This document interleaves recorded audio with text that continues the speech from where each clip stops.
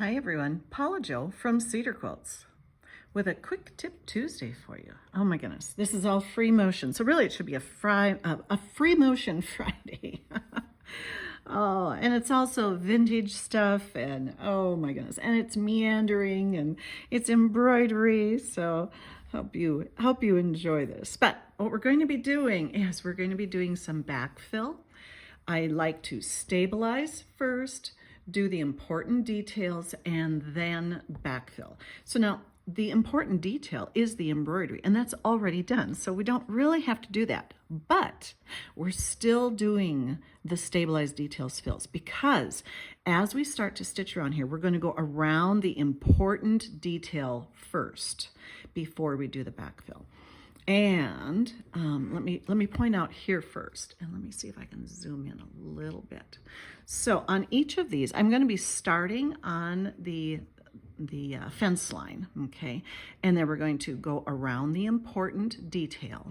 And then when we come back, we're going to follow along the fence line again, the outer line here. So the important detail is the line of the embroidery and the line of the fence line.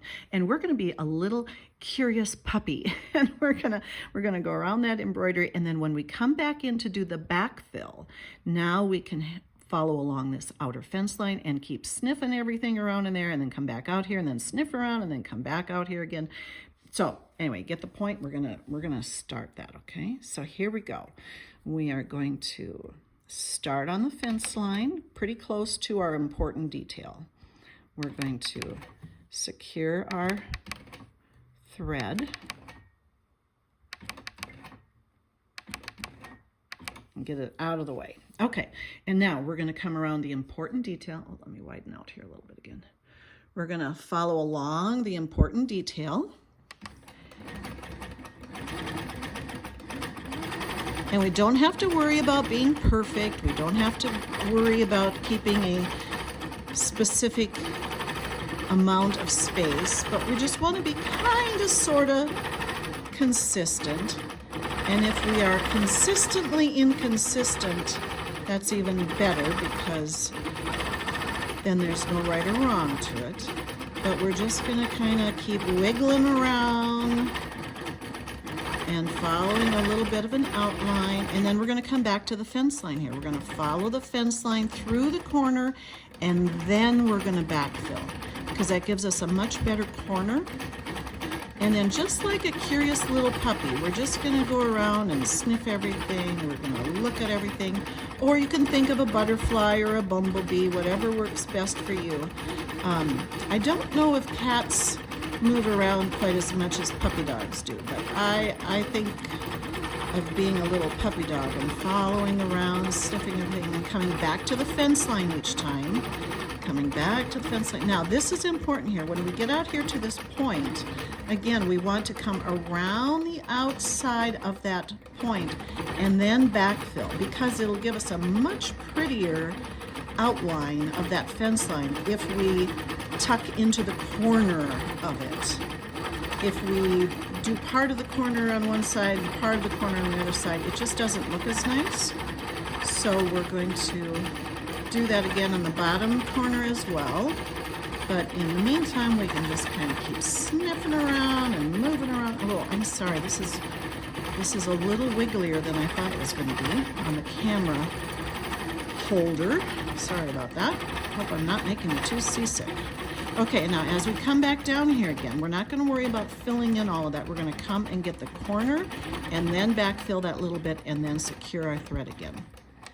And raise up our needle, move over just 1/4 inch so that we can pull up our bobbin.